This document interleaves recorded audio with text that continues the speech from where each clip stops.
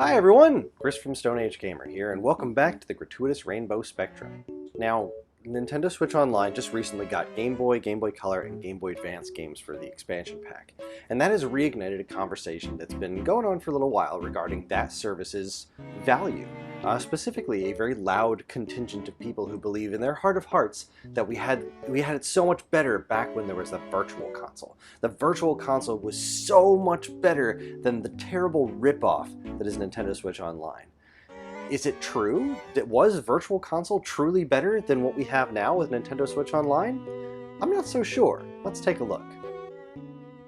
The Switch needs Virtual Console. Nintendo Switch Online is awful. Nintendo is so anti-consumer. What a ripoff. Things were so much better on the Wii.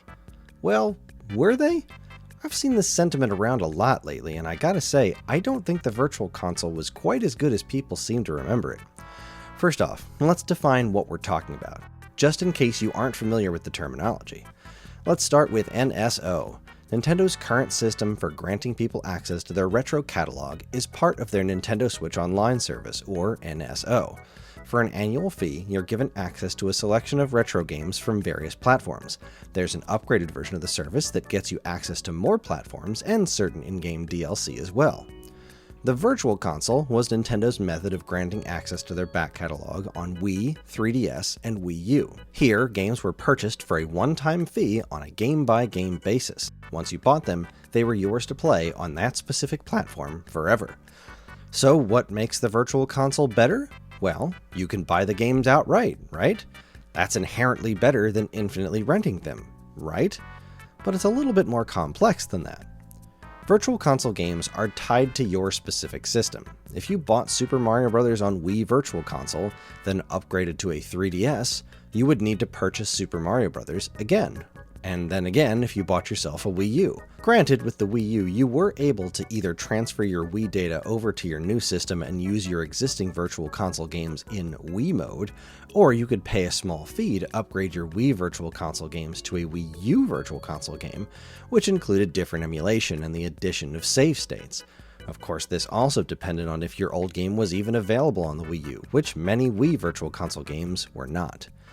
NSO works more like Netflix. As long as you're signed up to the service, you have access to all the games available on said service. The lack of ownership is indeed a big drawback for some, but in the same way as not owning your favorite Netflix show is.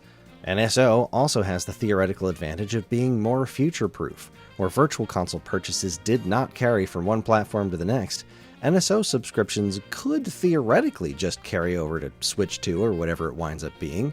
Granted, that has not been confirmed in any way, shape, or form, but it does seem a bit more probable than Virtual Console games ever were. Let's talk a bit about price, which is where the whole Virtual Console superiority thing tends to fall flat for me, personally.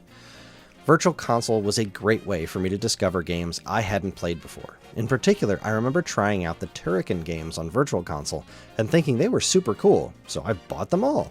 I did this a lot, and most of the time, I didn't regret the purchase. However, there were also lots of other games I wasn't so sure about that I let get right by me. There was no trying these games out. They were digital purchases that once made, that was that. The prices of these games made purchasing a stinker not as bad as it could have been, but these prices added up, especially if you're the kind of person who likes playing lots of different games for small periods of time. On the various Virtual Console platforms, NES games were $5, Super NES games were $8, N64 games were $10, Game Boy games were $3, Game Boy Color games were $5, Game Boy Advance games were $7, and Sega Genesis games were $6. Of course, the Virtual Console offered more platforms than these, but we'll get to that in a bit. I mention these specifically because these are all the platforms currently available through Nintendo Switch Online. It's also worth noting that not all games were priced the same. Occasionally, NES games went for $6 if there was a license involved. Some Nintendo 64 games went as high as $12. These cases were uncommon, but they did exist. The prices I mentioned above were standard though. Nintendo Switch Online costs $20 a year.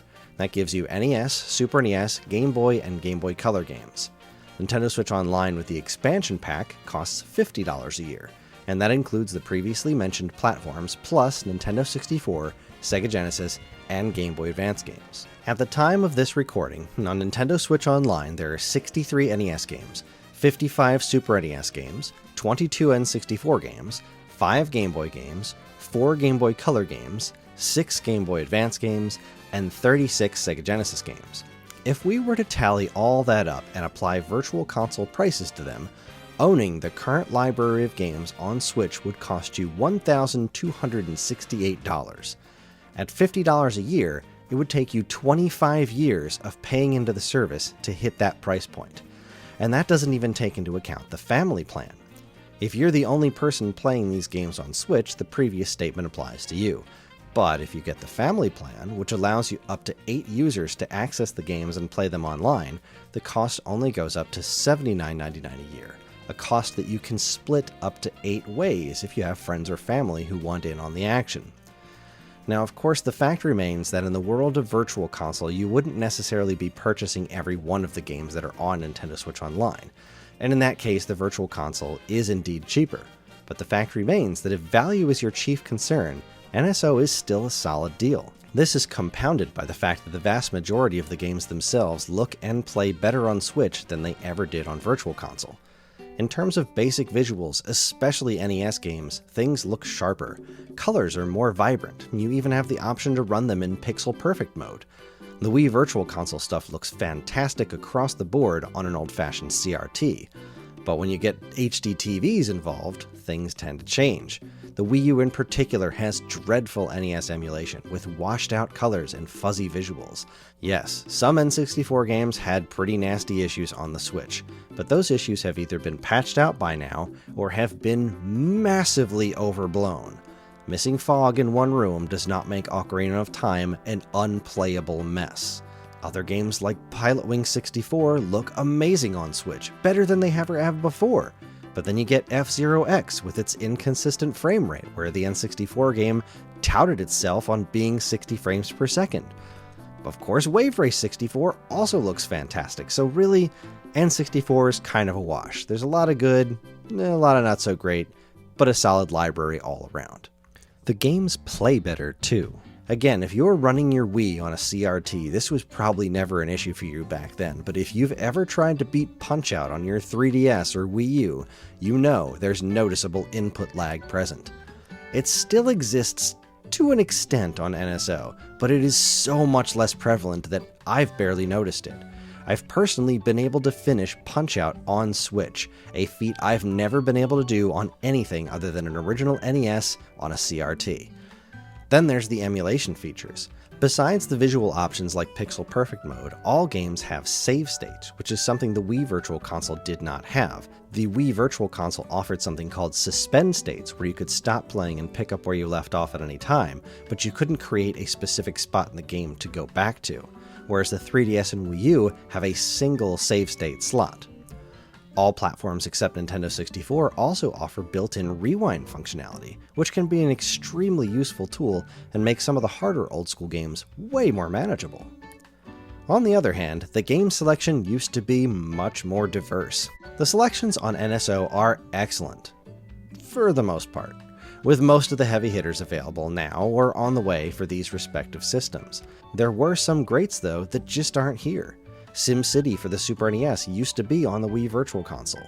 Ninja Gaiden is on Nintendo Switch Online, but Ninja Gaiden 2 and 3 are not. Ogre Battle 64 was on Wii U, but no luck on NSO so far. Other stuff, like your Mega Mans, Castlevanias, Ninja Turtles, etc., these games aren't on NSO either, but they are available for purchase on the Switch in various collections, so it doesn't really count as a point against NSO here. But the real drawback is the number of systems represented. NSO has NES, Super NES, N64, Game Boy, Game Boy Color, Game Boy Advance, and Sega Genesis. The various Virtual Console services had all of those systems, plus Sega Master System, Game Gear, Nintendo DS, Nintendo Wii, TurboGrafx-16, TurboGrafx-CD, Neo Geo, Arcade, Commodore 64, and outside the US, MSX games. I can understand the lack of Wii games because it seems like Wii and GameCube games are just getting the remastered treatment instead of a traditional Virtual Console service. which is a whole other conversation, but we'll do that another time. It is what it is. And I can understand the DS stuff not being there due to the nature of the system and its 2 screens and the touch screens, etc., etc. The rest of those platforms, though, that really stinks not having them around anymore. Are those missing libraries enough to justify the rose-tinted postulations about how infinitely superior the Virtual Console was to Nintendo Switch Online? I don't personally think so. It isn't perfect, but I think the online subscription model really works here, especially if it's the kind of thing they can keep running for a long time. Obviously, the answer to this question is going to be personal. It really depends on what it is that you value about the way you get your retro games. Me, I mean, I have a lot of them. I have most of the stuff that I want physically, and some of the crazy, more expensive things, it's neat to have them digitally. It's better than not having them at all, or being able to use them on a flash card, like an EverDrive or something. So it really depends on your own personal situation. For me, I love the convenience of what Nintendo Switch Online offers. I use my Switch more often than I use most other platforms. I like the controllers on the Switch more than I like, using wired controllers. If I'm gonna play Super Mario Brothers, 9 times out of 10, I'm just gonna flip it on my Switch for a few minutes and play with one of those NES controllers.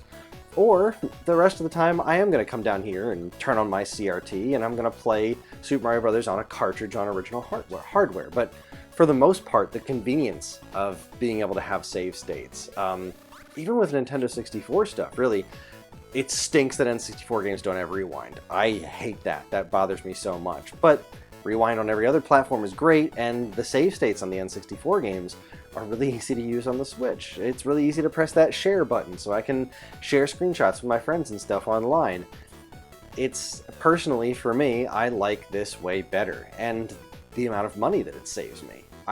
Just based on that, I bought so much stuff on the Virtual Console. I bought what could only be considered a hilarious amount of Virtual Console games. And I have spent so much more on Virtual Console since the Wii launched than I will have spent by the time the Nintendo Switch is gone. Like, there's no way I will be able to spend that much money on NSO. Even with the expansion pack, I'm paying for the expansion pack family plan all by myself, and it will still take me at least a decade to catch up to the amount of money I spent on Virtual Console games on Wii, 3DS, and Wii U. Because, well, I'm a nutcase. I like old games. What can I say? So, again, for me personally, I think Switch Online is a better value than Virtual Console ever was. I do miss being able to own certain games. I do miss that. And it would be a much better situation if Nintendo would allow the purchase of these games in addition to the Nintendo Switch Online service. They give everybody the option to say, well, this one I just want to have. I don't want to buy Nintendo Switch Online because I'm never going to play most of these games. I just want Mario 1, 2, and 3. And so I can buy these 3 games and that's the end of it. So that would be better. It's not a perfect service, but I do think there's no arguing that it's not a very good value for what you get based on how much it costs. And that's all I've got. Thanks for watching, everybody. If you like what you saw here today, please follow, comment, like, share, and subscribe, and let us know down in the comments, what do you think of this? How far off am I? Did I do something terribly wrong with my math? Is the Virtual Console far and away better than Nintendo Switch Online for a reason that I didn't come up with? I would love to have this conversation with anybody who wants to chat with me about it. I think Nintendo Switch Online is great. It's not perfect, could be better, but it does keep getting better all the time. Fingers crossed that Excitebike's coming out pretty soon. Fingers crossed. But anyway, thanks again for watching. On behalf of all of us here at Stone Age Gamer, keep playing games.